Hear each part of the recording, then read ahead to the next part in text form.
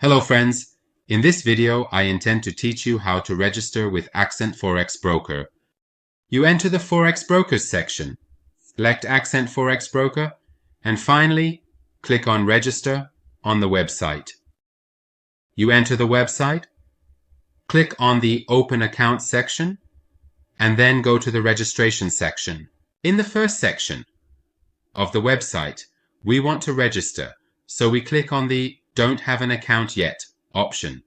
In the next section, you enter your first name, last name, email address, mobile phone number, country, city, and choose a password.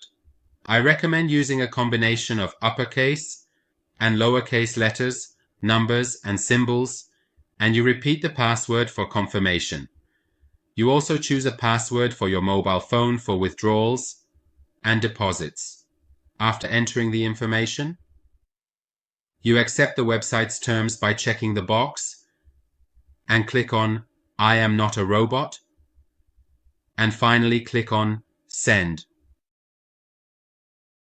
Your account has been created on the AccentForex website, but to work with the AccentForex website, you need to upload documents such as an ID card, passport, etc.